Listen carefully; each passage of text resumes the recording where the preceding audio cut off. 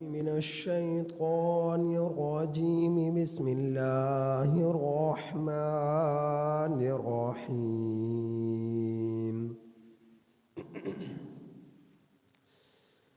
إن يمسسكم قرح فقد مس القوم قرح مثله وتلك الأيام نداولها بين الناس وليعلم الله الذين آمنوا ويتخذ منكم شهداء والله لا يحب الظالمين وليمحص الله الذين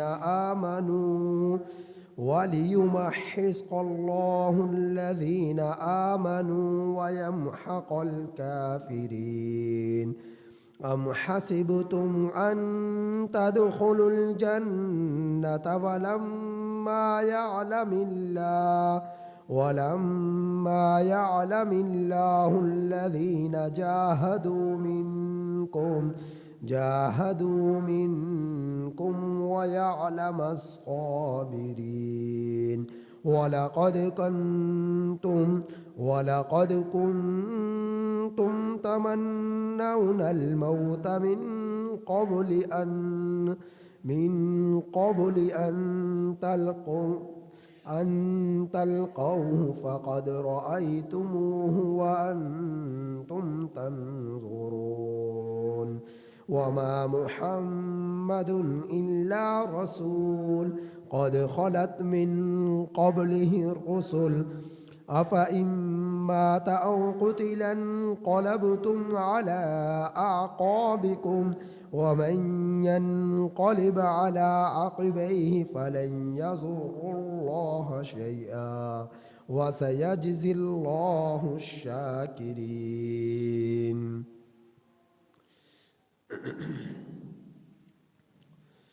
یہ سورہ آل عمران کی آیت نمبر 140 تا 144 تک آپ حضرات کے سامنے تلاوت. سورہ آل عمران کی آیت نمبر 140 تا 144 تک آپ حضرات کے سامنے تلاوت. ان آیات کریمہ میں مسلمانوں کو تنبیہ، ہدایت اور غزوہ احد کا ذکر ہے. ان یمسسکم، اگر پہنچی تمہیں، ان یمسسکم اگر پہنچے تمہیں، قرح زخم، فقد مس القوم سو تحقیق پہنچے اس قوم کو بھی، قرح زخم، مثل اس جیسے، وَتِلْكَ الْأَيَّامُ اور یہ دن ہے، نداولها بدلتے رہتے ہیں یہ، بین الناس لوگوں کے درمیان. اور یہ دن ہے آگے پیچھے آتے رہتے ہیں یہ لوگوں کے درمیان. اور یہ دن ہے ان میں اتراؤ چڑھاؤ ہوتا رہتا ہے لوگوں کے درمیان. وَلِيَعْلَمَ اللَّهُ الَّذِينَ آمَنُوا اور تاکہ ظاہر کر دے اللہ ان لوگوں کو جو ایمان لائے. وَيَتَّخِذَ مِنْكُمْ شُهَدَاءَ اور بنائے تم میں سے شہید. وَاللَّهُ لَا يُحِبُّ الظَّالِمِينَ اور اللہ تعالی ظالم لوگوں کو پسند نہیں کرتا. وَلِيُمَحِّصَ اللَّهُ الَّذِينَ آمَنُوا اور تاکہ خالص کر دے اللہ ان لوگوں کو جو ایمان لائے. وَيَمْحَقَ الْكَافِرِينَ اور مٹا دے کافروں کو. ام حسبتم کیا تم نے گمان کر لیا کہ ان تدخلوا الجنت کہ یوں ہی تم لوگ داخل ہو جاؤ گے جنت میں. وَلَمَّا يَعْلَمِ اللَّهُ الَّذِينَ جَاهَدُوا مِنْكُمْ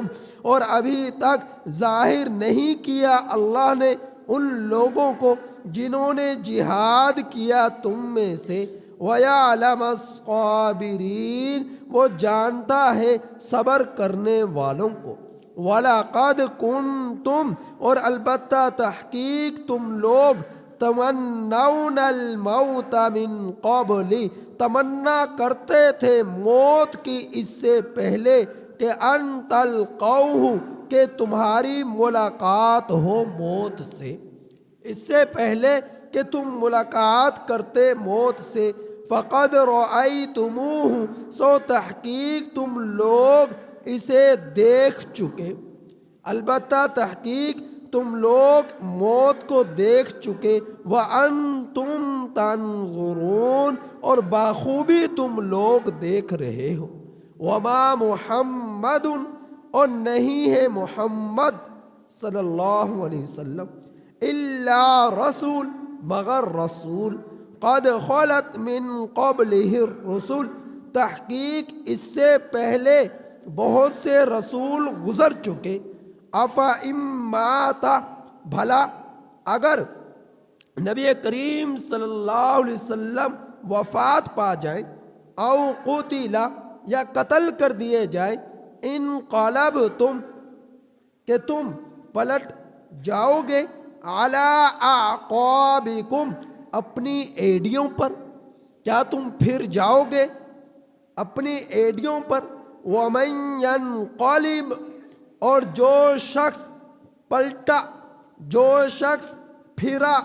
علی عقبیہ، اپنی ایڑیوں پر، فَلَن يَضُرُّ اللَّهَ شَيْئًا، سو وہ ہرگز اللہ کا کچھ بھی ضرر نہیں کر سکتا،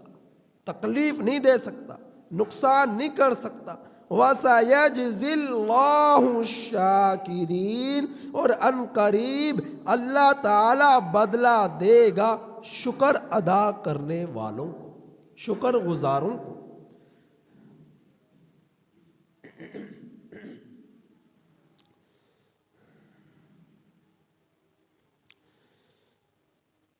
اللہ رب العزت نے پچھلے آیات کریمہ سے ہی، چونکہ غزوہ احد کا تذکرہ چلا آ رہا ہے، ان آیات کریمہ میں بھی مزید غزوہ احد کا تذکرہ فرمایا۔ غزوہ احد کے اندر نبی کریم صلی اللہ علیہ وسلم، جیسا کہ آپ سن چکے کہ آپ صلی اللہ علیہ وسلم کے ساتھ جو صحابہ اکرام رضی اللہ تعالی علیہم اجمعین کی تعداد تھی اس غزوے میں، وہ 700 تھی، اور مخالفین کی تعداد 3000 تھی۔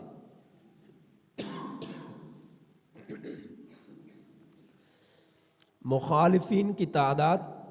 3000 تھی اور مسلمانوں کی تعداد 700 تھی، اور مسلمان بے سر و سامانی کے حالات میں تھے، اور جبکہ مخالفین پوری تیاری کے ساتھ آئے، ان کے پاس حفاظتی لباس، ہتھیار، آلات، گھوڑوں کی بھرمار، جانوروں کی بھرمار، تو وہ لوگ پورے جسم کے ساتھ اسلحہ کے، تلواروں کے، نیزوں کے جو ہے لیس ہو کر تیاری کے ساتھ مسلمانوں کے مقابلے میں آئے۔ نبی کریم صلی اللہ علیہ وسلم نے احد مقام پر، احد پہاڑ کے دامن میں ایک پہاڑی جبل رمات پر 50 صحابہ اکرام کو مقرر فرمایا کہ تم نے یہاں پر جا کر پہرا دینا ہے، اور جب تک میں نہ کہوں فتح ملے یا شکست ملے، اس جگہ کو چھوڑنا نہیں ہے۔ اب جبل رمات پر 50 صحابہ اکرام کا دستہ پہرا دے رہا ہے، مسلمانوں سے کافروں کی لڑائی ہوتی ہے۔ مخالفین کے جو سپہ سالار تھے وہ ابو سفیان تھے، اور ایک دستہ جو کہ 200 افراد پر مشتمل تھا، ان کے امیر خالد بن ولید رضی اللہ تعالیٰ عنہ تھے۔ اس وقت ابو سفیان بھی چونکہ مکہ کے سرداروں میں سے تھے، تو یہ عمارت سنبھال رہے تھے، اور اب خالد بن ولید ایک سپہ سالار کے جو ہے عہدے پر فائز ہو کر ایک گروہ کی لیڈ کر رہے تھے، تو مسلمانوں کو اللہ نے فتح دی اور یہ کافر ذلیل اور رسوا ہو کر اس میدان سے پلٹے۔ لیکن ان 50 صحابہ کرام نے کچھ غلط فہمی کی بنا پر ان میں سے کچھوں نے تقریباً 38-40 کے قریب اس پہاڑی کے سے اتر کر میدان میں آ کر صحابہ کرام کے ساتھ مال غنیمت کو جمع کرنا شروع کر دیا۔ دوسری سمت خالد بن ولید نے اس موقع کو غنیمت سمجھا اور 200 افراد کے ساتھ پیچھے کی جانب سے حملہ آور ہوا اور آواز لگا دی اپنے باقی ساتھیوں کو کہ وہ سامنے کی طرف سے آ کر وار کریں، یہاں تک کہ یہ فتح دوبارہ شکست میں تبدیل ہوئی اور مسلمانوں کو بہت بھاری نقصان اٹھانا پڑا۔ اللہ کے رسول صلی اللہ علیہ وسلم کے جو ہے حکم کے عدولی کی بنا پر، مخالفت کی بنا پر، جبکہ وہ غلط فہمی کی بنا پر یہ معاملہ ہوا۔ حضرات صحابہ کرام ایسے نہ تھے کہ اللہ کے رسول صلی اللہ علیہ وسلم کے کسی بھی حکم کی مخالفت کریں، تو وہ غلط فہمی کی بنا پر، جس کے بارے میں آپ تفصیل سے سن چکے، وہاں سے اتر آئے۔ 10 کے قریب صحابہ کرام وہاں موجود رہے اور وہ ان میں سے اکثر شہید ہوئے اور یہ فتح شکست میں تبدیل ہوئی۔ پھر اللہ رب العزت نے اس شکست کو دوبارہ فتح میں تبدیل کیا۔ شکست میں تبدیل اس طرح ہوئی کہ مسلمانوں کو بہت، چونکہ گرد و غبار، ریت مٹی جو ہے اڑ رہا تھا، پتہ ہی نہیں چل رہا تھا کہ اپنے اور پرائے کا، تو اس میں سینکڑوں صحابہ کرام جن کی تعداد جو ہے تقریباً 70 کے قریب بتلائی گئی کہ وہ شہید ہوئے۔ اور اسی غزوے میں اللہ کے رسول صلی اللہ علیہ وسلم کے پیارے چچا حضرت سید الشہداء حمزہ رضی اللہ تعالیٰ عنہ بھی شہید ہوئے اور بہت ہی بے دردی سے آپ کو شہید کیا گیا۔ آپ کے پورے جسم کا مسئلہ کیا گیا، آپ کے کان، ناک، ہاتھ، پاؤں، جسم کے ٹکڑے ٹکڑے کر دیے گئے اور آپ کو اس بے دردی کے انداز میں شہید کیا گیا، آپ کے کلیجے کو نکالا گیا، تو بہت ہی بڑا صدمہ تھا۔ اور دوسری سمت صحابہ اکرام سینکڑوں کی تعداد میں شہید ہوئے، جو بچے وہ زخمی ہوئے۔ کوئی صحابی ایسا نہ تھا کہ جس کے جسم پر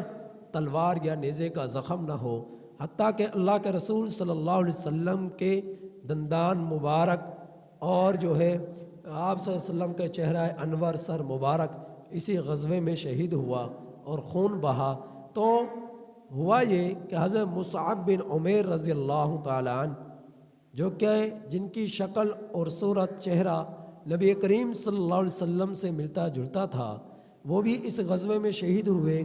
اور مسلمانوں میں یہ خبر مشہور ہو گئی کہ اللہ کے رسول صلی اللہ علیہ وسلم شہید ہو گئے۔ تو مسلمانوں کے حوصلے، مسلمانوں کے جذبات وہ مدھم پڑ گئے، کمزور پڑ گئے۔ تو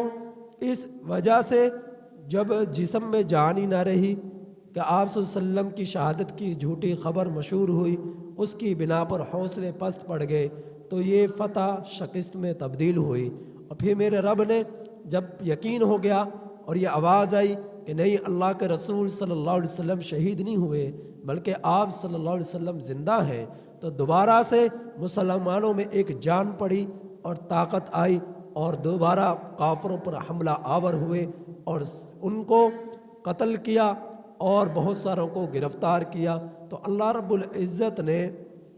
اس شکست کو دوبارہ فتح میں تبدیل کیا۔ تو اللہ تعالیٰ تو اس غزوے کے اندر بہت ساری جانوں کا نذرانہ دینا پڑا اور اپنوں سے جدا ہونا پڑا۔ یہی وہ غزوہ تھا جس کے اندر حضرت عمر بن جو ہے جموع رضی اللہ تعالیٰ عنہ بھی شہید ہوئے کہ یہ خبر، جو یہ غم تھا آپ صلی اللہ علیہ وسلم کی شہادت کا، اس قدر سنگین تھا کہ جب یہ شہید ہوئے تو ان کی بیوی کا نام تھا ہند ان کی بیوی کا نام تھا۔ وہ مدینہ المنورہ میں اپنے گھر کے اندر آٹا گوندھ رہی تھی آٹا گوندھ رہی تھی، جب اس کے کانوں میں آواز پڑی کہ نبی کریم صلی اللہ علیہ وسلم شہید کر دیے گئے، تو اسی جگہ پر انہوں نے آٹا کو چھوڑا اور تیزی کے ساتھ اپنے گھر سے نکلی اور میدان احد کی طرف دوڑی، اور جو شخص راستے میں ملتا اس سے پوچھتی کہ نبی کریم صلی اللہ علیہ وسلم کا کیا حال ہے۔ لوگ کہتے تیرا خاوند شہید ہو گیا، تیرا بھائی شہید ہو گیا، تیرا بیٹا شہید ہو گیا۔ وہ اس کی زبان پر صرف ایک ہی بات رہتی کہ نبی کریم صلی اللہ علیہ وسلم کا کیا حال ہے، کیا حال ہے۔ جب اس کے کانوں میں یہ آواز پڑی کہ اللہ کا رسول صلی اللہ علیہ وسلم زندہ ہے، محفوظ ہے، بحفاظت ہے، تو پھر کہنے لگی کہ پھر مجھے کسی چیز کا غم نہیں، چاہے میرا خاوند شہید ہو، چاہے میرا بھائی شہید ہو، چاہے میرا بیٹا شہید ہو، جب اللہ کا رسول صلی اللہ علیہ وسلم زندہ ہے، خاوند بھی زندہ ہے، بھائی بھی زندہ ہے، بیٹا بھی زندہ ہے، اگر اللہ کا رسول صلی اللہ علیہ وسلم زندہ نہیں ہے تو میرے لیے سب مر چکے۔ تو یہ عشق رسول تھا صحابیہ کے اندر کہ اس نے کسی کی پرواہ نہ کی اور پاگلوں کی طرح دیوانگی کی حالت میں اپنے گھر سے نکلتی ہے اور نبی کریم صلی اللہ علیہ وسلم کی محبت میں احد مقام پر پہنچتی ہے۔ تو صحابہ اکرام کا یہ عالم تھا۔ تو اللہ رب العزت نے اس آیت کریمہ میں بیان فرمایا کہ ان یمسسکم قرح، اگر تمہیں پہنچے زخم، صحابہ کرام زخمی ہوئے، شہید بھی ہوئے، تو فرمایا فقد مس القوم، تو تحقیق پہنچا ہے اس قوم کو بھی زخم، قرح مثل، اس جیسا، قرح کہتے ہیں زخم کو، کہ اس قوم کو بھی زخم پہنچا ہے اس جیسا۔ تو اللہ رب العزت نے فرمایا چونکہ مسلمان غمگین تھے، شہداء کا نذرانہ پیش کیا، جانوں کو نذرانہ پیش کیا، شہید ہوئے اپنے لوگ اور بہت سارے زخمی ہوئے، تو غمگین تھے، پریشان تھے۔ اللہ رب العزت نے فرمایا کہ اگر تمہیں زخم پہنچے ہیں تو ایک غزوے میں تم نے بھی تو انہیں زخم پہنچائے تھے۔ تو یہ تو جنگ کے اندر، قتال کے اندر ایسا ہوتا ہے، کبھی وہ دشمن غالب آیا، کبھی تم غالب آئے، کبھی ان کو جانوں کو کثیر تعداد میں نذرانہ پیش کرنا پڑا، کبھی تمہیں جانوں کا نذرانہ پیش کرنا پڑا۔ تو یہ تو جنگوں کے اندر ہوتا ہے۔ اس سے پہلے تم نے بھی ایسا کیا کہ غزوہ بدر کے اندر ان کے بڑے بڑے سردار مارے گئے، جو ہے ان کے سر کے تاج تھے، کثیر تعداد میں وہ مارے گئے، 70 کے قریب وہ مرے اور 70 کے قریب وہ گرفتار ہوئے، اور اس سے جو بچے وہ ذلت اور رسوائی کا انہیں سامنا کرنا پڑا۔ تو اللہ رب العزت نے فرمایا اس سے پہلے انہیں بھی تم نے زخم پہنچائے تھے، انہیں بھی تم نے قتل کیا تھا، تو لیکن تم حق پر تھے، وہ باطل پر تھے، اور باطل ہمیشہ غالب رہتا ہے، لیکن لڑائیوں میں یہ اتراؤ چڑھاؤ ہوتا رہتا ہے، کبھی تم غالب، کبھی وہ غالب، کبھی مسلمان حق غالب، کبھی باطل غالب۔ تو یہ ہوتا رہتا ہے۔ جو ہرقل قل تھا، روم کا بادشاہ، ابو سفیان رضی اللہ تعالیٰ عنہ اس وقت مسلمان نہیں ہوئے تھے، تو ان کا سامنا ہوا، ہرقل سے ملاقات ہوئی۔ ہرقل نے پوچھا کہ تمہارے ہاں یہ خبر مشہور ہوئی ہے، کوئی نبوت کا دعویٰ کر رہا ہے، نبی بن کر آیا ہے، کیا یہ خبر سچی ہے؟ بہت سارے سوالات کیے۔ ابو سفیان نے کہا ہاں بالکل سچی ہے۔ تو پوچھا کہ وہ جو نبوت کا دعویٰ کر رہا ہے اس کے جو ساتھی ہیں وہ جنگوں میں ان کے حالات کیسے ہیں؟ تو ابو سفیان نے فرمایا کہ کبھی وہ غالب آتے ہیں، کبھی ہم غالب آتے ہیں۔ تو ہرقل کہنے لگا یہی سچے لوگوں کی نشانیاں ہوتی ہیں، یہی سچے پیغمبروں کی نشانیاں ہوتی ہیں کہ کبھی وہ غالب آتے ہیں، کبھی دشمن غالب آتے ہیں۔ تو ہرقل نے اس چیز کی نشاندہی کی اور اس چیز کی یقین دہانی کرائی کہ واقعتاً وہ سچے ہیں، برحق ہیں اور سچے رسول ہیں۔ اگر وہ سچے رسول نہ ہوتے یا تو انہیں فتح ملتی رہتی یا پھر انہیں شکست ملتی رہتی۔ اگر انہیں فتح مل رہی ہے، کبھی شکست مل رہی ہے، اس کا مطلب یہ ہے کہ وہ سچے ہیں اور برحق رسول ہیں۔ تو نبی کریم صلی اللہ علیہ وسلم اور آپ کے صحابہ کو اللہ تعالیٰ نے یہ تسلیاں دی کہ یہ کوئی بڑی بات نہیں، اگر تمہارے شہید ہوئے تو وہ جنت کے حقدار ہوئے، اگر وہ جہنم واصل ہوئے تو جہنم کے حقدار ہوئے۔ تو یہ سلسلہ ہمیشہ سے چلتا رہا ہے۔ وَتِلْكَ الْأَيَّامُ، یہ دن ہے، نُدَاوِلُهَا بَيْنَ النَّاسِ، یہ دن بدلتے رہتے ہیں لوگوں کے درمیان۔ وَلِيَعْلَمَ اللَّهُ الَّذِينَ آمَنُوا، اور تاکہ ظاہر کر دے اللہ ان لوگوں کو جو ایمان لائے۔ حضرت عبداللہ بن عباس رضی اللہ تعالی عنہ، وَلِيَعْلَمْ، یعلم کا معنی ہوتا ہے، یہ علم سے ہے جاننا، لیکن حضرت عبداللہ بن عباس رضی اللہ تعالی عنہ یہاں پر یعلم کا معنی ظاہر کرنا ہے، معلوم کرانا ہے۔ تو فرمایا کہ تاکہ اللہ ظاہر کر دے ان لوگوں کو جو ایمان لائے اور بنا دے تم میں سے شہید، تمہارے لوگوں میں سے شہید۔ تو اللہ ایسے جب مجاہدے کرنے پڑتے ہیں میدانوں میں، جب اللہ کے کلمے کی سرخروئی کے لیے، دین کی سرخروئی کے لیے، اعلاء کلمات اللہ کے لیے جب جانوں کا نذرانے دینے کی بات آتی ہے اور جب جانوں کا نذرانہ دیا جاتا ہے، تو ایسے حالات میں جب جانوں کے خون کی ضرورت پڑتی ہے اللہ کو، اللہ کے دین کو، تو ایسے حالات میں پتہ چلتا ہے کہ کون حق پر ہے، کون باطل پر ہے، کس کا ایمان مضبوط ہے، کس کا ایمان کمزور ہے۔ تو اللہ کے راستے میں اللہ کے حکم پر لبیک کہتا ہوا کون اپنی جان کا نذرانہ پیش کرتا ہے اور کون پیچھے بھاگتا ہے۔ تو میدانوں میں پتہ چلتا ہے جب حق اور باطل کی لڑائی ہوتی ہے، تو اللہ رب العزت فرما رہے تاکہ اللہ ظاہر کر دے ان لوگوں کو جو ایمان لائے۔ تو آپ نے دیکھا نہیں 1000 نکلے تھے غزوہ احد میں، 700 رہ گئے، 300 منافقین جب جان کا نذرانہ دینے کی بات آئی تو پیچھے پلٹ گئے اور واپس چلے گئے، اور جو پکے ٹھکے مسلمان تھے 700 صحابہ اکرام کی جماعت، تو وہ وہیں پر جمی رہی اور جو ہے باطل سے بھرپور طریقے سے مقابلہ کیا۔ تو اللہ تعالیٰ فرما رہے تاکہ اللہ ظاہر کر دے ان لوگوں کو جو ایمان لائے اور بنا دے تم میں سے شہید۔ تو شہید کا بڑا ہی مرتبہ ہے۔ اللہ کے رسول صلی اللہ علیہ وسلم نے فرمایا جب شہید جب کوئی شخص اللہ کے راستے میں اللہ کے دین کی سربلندی کے لیے، اعلاء کلمات اللہ کے لیے اپنی جان کا نذرانہ پیش کرتا ہے کہ اس کے خون کے قطرے ابھی زمین پر نہیں گرتے کہ جنت کی حوریں آ کر اس سے ملاقات کرتی ہیں، اور اللہ رب العزت کے نیک فرشتے آ کر خوبصورت چہروں والے جنت کا لباس لے کر اس کی روح کو لے کر جاتے ہیں، اور پھر اس کے بعد اس کے جسم کے ساتھ، جسم بظاہر ہمیں دنیا میں نظر آ رہا اور اس کی روح جنت کے اندر پہنچ چکی، تو اللہ رب العزت اس کی روح کا اس کے جسم کے ساتھ تعلق کو بہت مضبوط کر دیتے ہیں،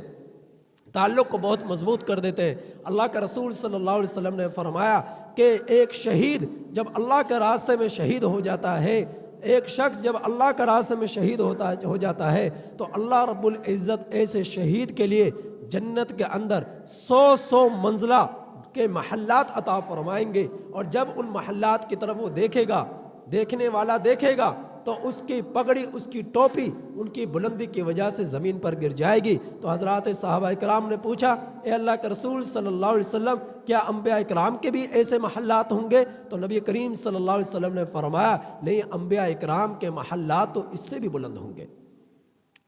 انبیاء اکرام اللہ کے رسولوں کے محلات تو اس سے بھی زیادہ منزلوں والے ہوں گے۔ تو شہید کو یہ مقام، یہ مرتبہ کا ملنا کہ خون کا قطرہ گرنے سے قبل جو اخلاص کے ساتھ، درستگی، نیت کی درستگی کے ساتھ اللہ کے دین کی خاطر اعلاء کلمات اللہ کے لیے میدان جہاد میں نکلتا ہے، تو اللہ رب العزت یہ انعامات عطا فرماتے ہیں۔ اور پھر اللہ کے رسول صلی اللہ علیہ وسلم نے فرمایا کہ جو اس کو جنت کے اندر جس سے ان کا نکاح ہونے والا ہے، جو حوریں ملنے والی ہیں، اور وہ حوریں ان کی حالت یہ ہے کہ اگر وہ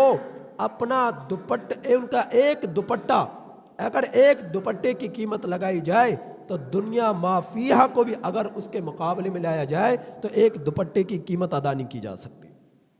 جنت کے حور کی۔ اور اللہ رب العزت یہ 70 حوریں جو ہے ایک شہید کو عطا فرمائیں گے، ایک جنتی کو عطا فرمائیں گے۔ تو افسوس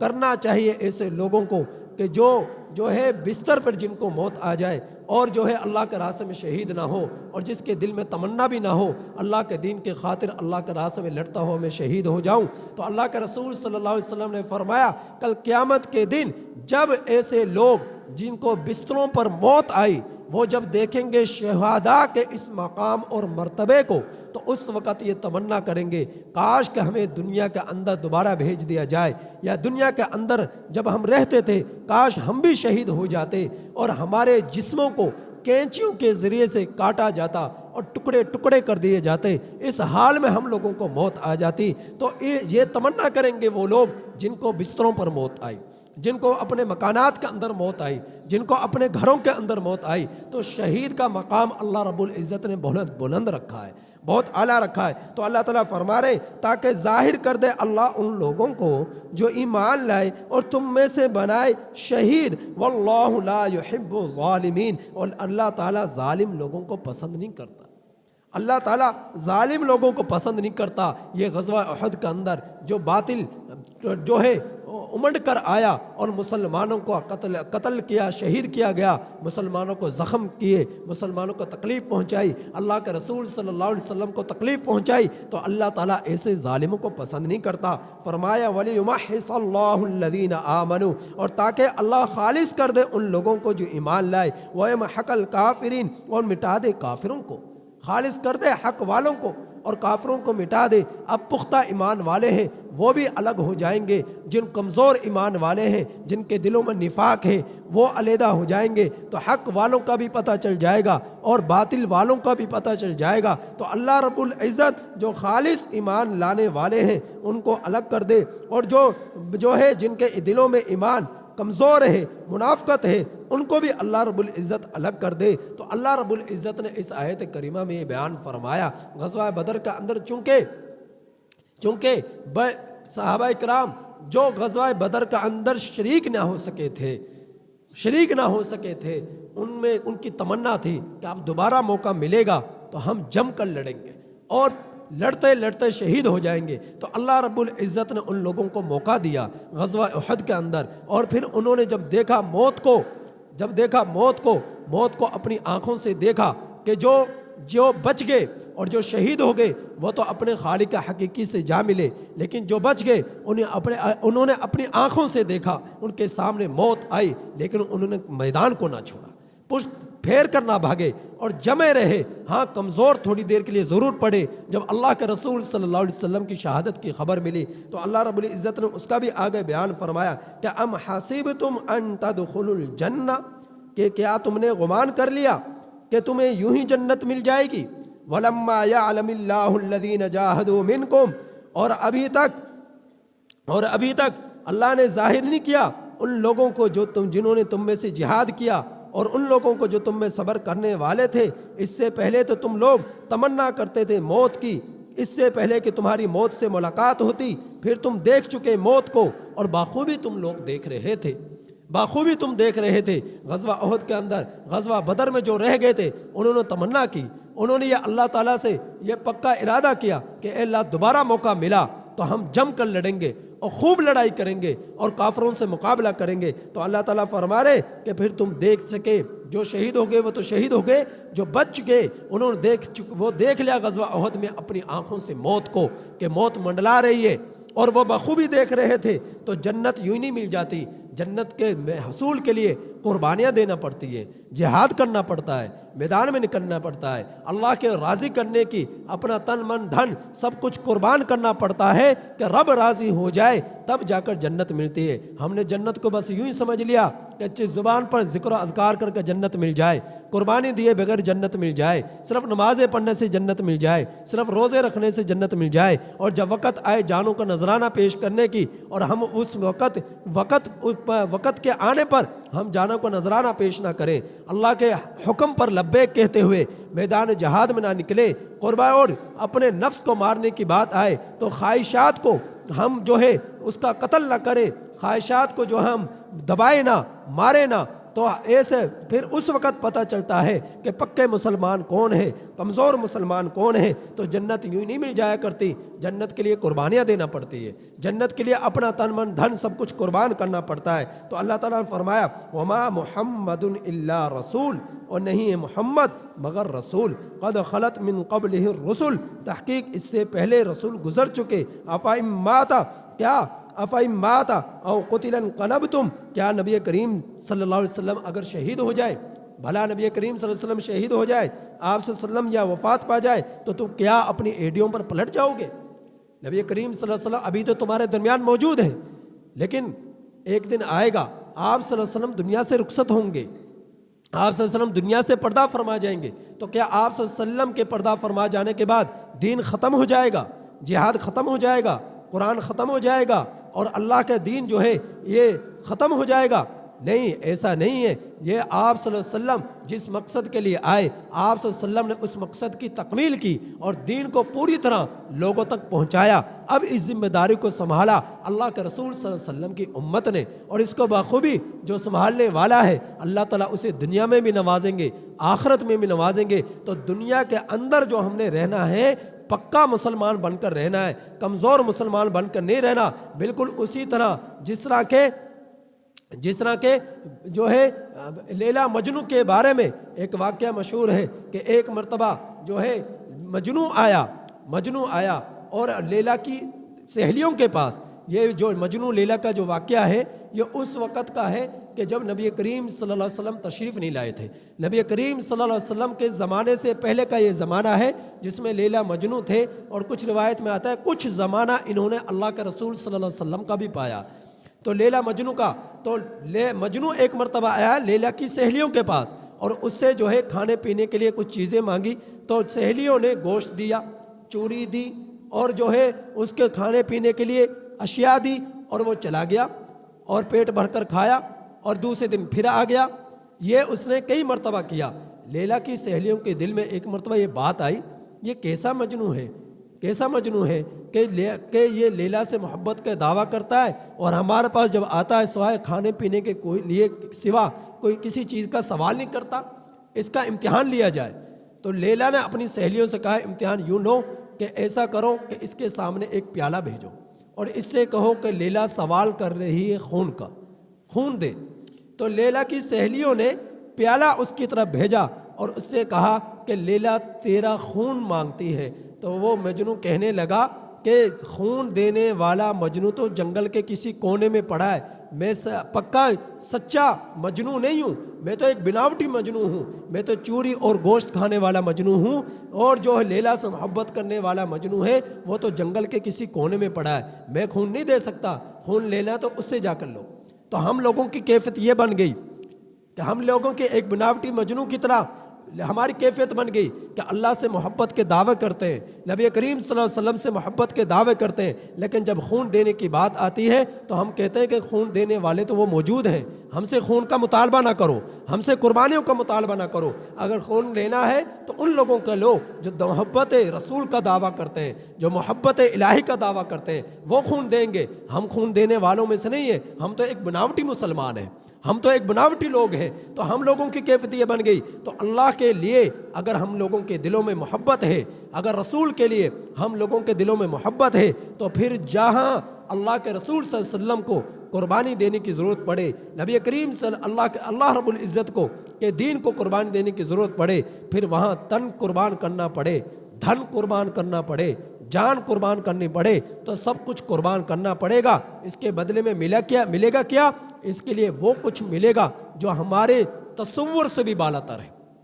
تصور سے بھی بالا تر ہے۔ تو اللہ تعالیٰ فرما رہے کہ جو ہے وما محمد الا رسول، نہیں ہے محمد مگر رسول، تحقیق اس سے پہلے بھی رسول گزر چکے، کوئی رسول ایسا نہیں ہے کہ قیامت تک وہ زندہ رہا ہو۔ جتنے بھی پیغمبر آئے وہ جا چکے، اور اللہ کے رسول صلی اللہ علیہ وسلم بھی آئے ہیں، تو ایک نہ ایک دن انہوں نے جانا ہے، لیکن اللہ کے رسول صلی اللہ علیہ وسلم کا جو دین ہے اس کو امت نے سنبھالنا ہے، اور قیامت تک اس پر محنت کرنی ہے اور اس پر کام کرنا ہے، اور اللہ کے رسول صلی اللہ علیہ وسلم کی اتباع کے ساتھ زندگی بسر کرنی ہے، اور لوگوں تک یہ اس دین کو پہنچانا ہے۔ تو اللہ تعالیٰ فرما رہے ہیں کہ وَمَن يَنْقَلِبْ عَلَىٰ عَقِبَيْهِ، جو شخص ایڈیوں کے بل پلٹ گیا، یعنی دین پر عمل نہ کیا، رسول صلی اللہ علیہ وسلم کی اتباع نہ کی، اور میں جانوں کا نذرانہ دینے کی بات آئی تو جان کو میدان جہاد کے لیے نہ نکلے اور گھروں میں بیٹھے رہے، تو اللہ تعالیٰ فرمارے فَلَن يَضُرُّ اللَّهَ شَيْئًا، اگر یہ کچھ بھی اللہ کا کرنا چاہے کچھ نہیں کر سکتے، اللہ کا نقصان نہیں کر سکتے، نبی کریم صلی اللہ علیہ وسلم کا کچھ نہیں بگاڑ سکتے، دین اسلام کا کچھ نہیں بگاڑ سکتے، اگر ایسے لوگ جو ہے باطل پر جمے ہوئے ہیں، کفر پر جمے ہوئے ہیں، اسلام کو نقصان پہنچانے پر جمے ہوئے ہیں، جس طرح کے منافقین میدان کو چھوڑ کر بھاگ گئے اور یہ ارادہ کہ مسلمانوں کو ہم نقصان پہنچائیں گے، یہ قلیل سی جماعت ہے، یہ ماری جائے گی، تو اللہ رب العزت کی مدد ان کے ساتھ تھی۔ پوری دنیا ایک طرف ہو جائے اور اللہ والے ایک طرف ہو جائے تو اللہ کی مدد ہمیشہ اللہ والوں کے ساتھ رہی ہے، اور یہ لوگ جو باطل ہیں یا اللہ کا کچھ نہیں بگاڑ سکتے، کفر اللہ کا کچھ نہیں بگاڑ سکتا، لیکن جو اللہ کے لیے اپنی جانوں کا نذرانہ پیش کرنے والے ہیں، اپنا تن من دھن قربان کرنے والے ہیں، اللہ تعالیٰ فرما رہے وَسَيَجْزِي اللَّهُ الشَّاكِرِينَ، ایسے شکر گزاروں کے لیے اللہ ان قریب بدلہ دے گا، اور بدلہ کیسا ملے گا وہ میں نے بیان کر دیا۔ یہ تو چند باتیں تھی، بہت کچھ اللہ دینے والا ہے، یہ تو تھوڑی سی زمانے کی ایک زندگی ہے جو ختم ہو جانے والی ہے، اور باقی رہنے والی چیز وہ ہے جو آخرت میں ملنے والی ہے۔ اللہ تعالیٰ سے دعا ہے کہ اللہ تعالیٰ ہمیں ان آیات کریمہ کی پوری طرح سمجھ عطا فرمائے۔ الحمدللہ رب العالمین والعاقبۃ للمتقین۔